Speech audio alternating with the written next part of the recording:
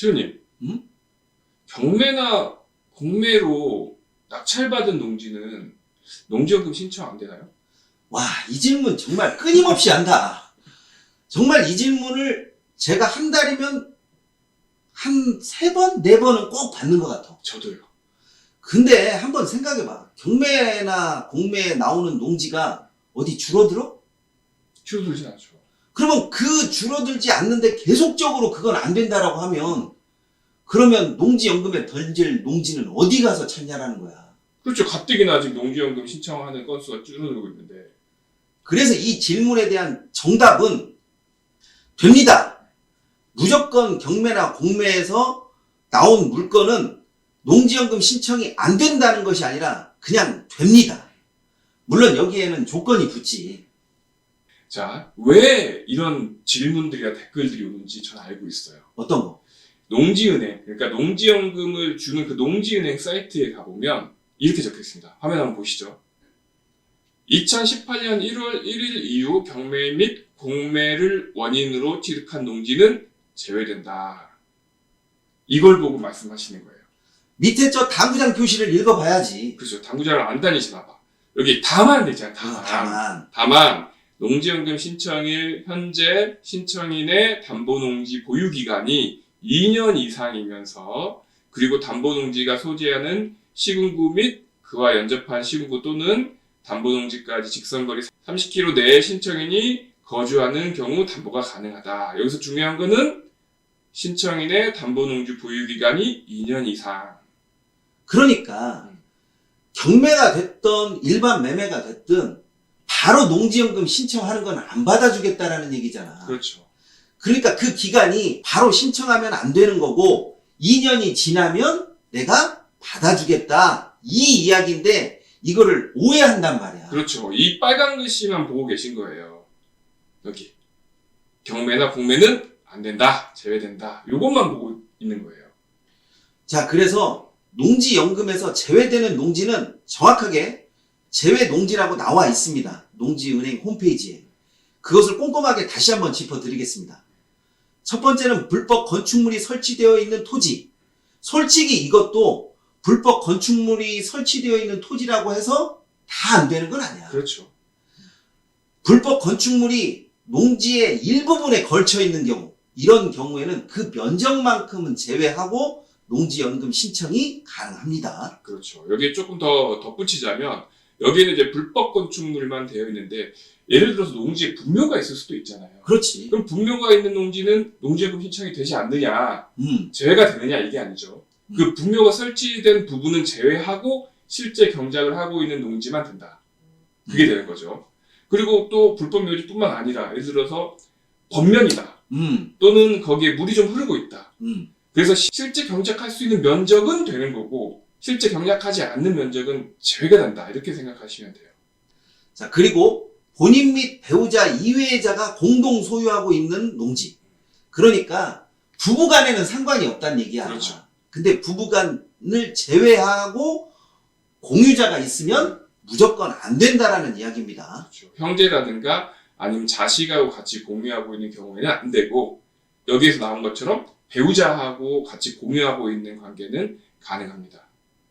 자, 그리고 개발 지역 및 개발 계획이 지정 시행 고시되어 개발 계획이 확정된 지역의 농지는 농지연금 업무 처리 요령에 의해서 제외된다. 이렇게 나왔는데 이미 다 알고 있어. 우리가 개발 지역이 될 것인지 아니면 개발 지역이 돼서 보상금이 지금 지급되고 있어. 그런데 이게 지금 농지연금이 될 거라고 보십니까? 차라리 개발 보상금을 받는 것이 훨씬 더 빠르죠. 그렇죠. 이런 거는 당연히 제외될 뿐더러 신청도 안 하겠죠. 예를 들어서 이런 경우도 있어요. 내가 농지연금을 받고 있는데 갑작스럽게 개발지로 편입이 되는 경우. 이런 경우는 농지은행에서 알아서 농지연금을 해약합니다. 그렇죠. 이때 해약금 내 안 내? 안 내겠죠. 와, 네, 안 냅니다. 이거는 원인자 제공이 아니기 때문에요. 그렇죠. 그리고 농지연금의 담보농지가 어떤 부분에 있어서 충족을 해야 되는 건지를 다시 한번 저희가 말씀을 드릴게요. 농지법상 농지 중 공부상 지목이 전답 과수원. 그러니까 이제 꼭 이런 경우 있어.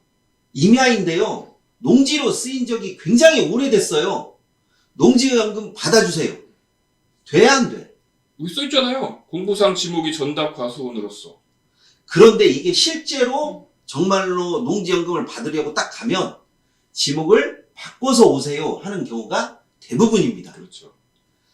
자, 그 다음에 사업 대상자가 2년 이상 보유한 농지. 조금 전에 저희가 말씀드렸던 무조건 소유권을 이전하고 난 다음에 2년 정도는 무조건 지나야 된다는 얘기야. 그렇죠. 그러니까 낙찰을 받든 일반 매매로 소유권을 취득하건 2년이 지난 이후에 농지연금 신청이 가능하다는 이야기입니다. 그러니까 예전에는 2018년 이전에는 낙찰받고 바로 예를 들어서 공시지가 1억짜리를 5천만 원 낙찰받고 바로 1억으로 이렇게 농지연금 신청하면 이게 수익이 엄청 크잖아요. 그렇지. 또 일반 매매도 가능한 얘기잖아요. 그렇지. 그렇기 때문에 그런 사례들을 방지하기 위해서 아예 안 된다고 하기에는 그렇게 조건을 걸어버리면 농지연금 신청자 수가 줄어들 것 같고 그렇기 때문에 이 보유기간 2년이라는 단서 조항을 새로 만들어서 2018년 이후부터는 이렇게 사용하고 있는 거죠. 그러니까 보유기간 2년은 일반 매매나 경매나 공매나 똑같이 적용된다는 이야기입니다. 그렇죠. 자, 세 번째는 상속받은 농지는 피상속인의 보유기간을 포함한다. 그러니까 사업 대상자, 내가 상속을 받았을 때는 상속받은 사람이 어느 정도 농지를 보유했는지 그 기간을 본다는 이야기입니다. 그렇죠. 사업 대상지의 주소지, 주민등록상의 주소지를 기준으로 담보농지가 소재하는 시군구 및 그와 연접한 시군구 내에 두거나 주소지와 담보농지까지의 직선거리 30km 이내의 지역에 위치하고 있는 농지. 그러니까 농지연금 신청할 때는 농지 근처로 가서 신청을 하라는 이야기입니다.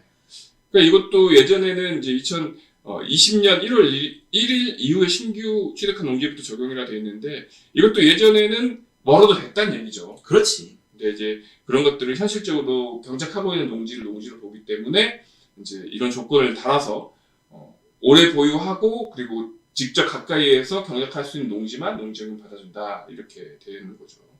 그러니까 이제 농지를 소유하건 낙찰을 받건 적어도 2년 동안은 농지처럼 보이게끔 만드는 농지 유지 작업을 해야 된다는 이야기야. 그렇죠.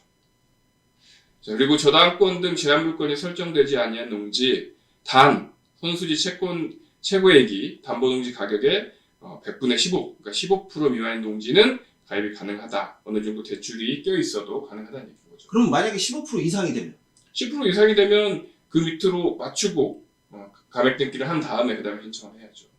이런 부분은 농지은행에서 상담을 좀 통해서 조율이 가능한 부분이에요. 실질적으로 해보면 솔직히 누가 농지에 15% 저당권만 남겨놓은 사람이 얼마나 있어. 그렇죠. 50% 남겨있으면 내가 받을 금액에서 어느 정도는 감액하고 15%를 맞춘다.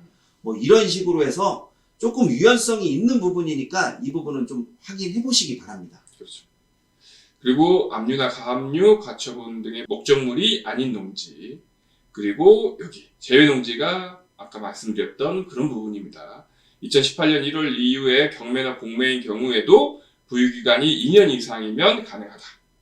이 이야기를 해서 내가 질문을 좀 덜 받을까? 아닐걸요? 똑같은 이야기를 몇 번씩 했기 때문에 적어도 공매, 경매로 인해서 농지연금 받을 수 없는 거죠? 이렇게 물어보는 사람이 없어질 수는 없고 많이 좀 줄었으면 좋겠습니다. 네, 이번 시간은 여기까지 하도록 하겠습니다. 감사합니다.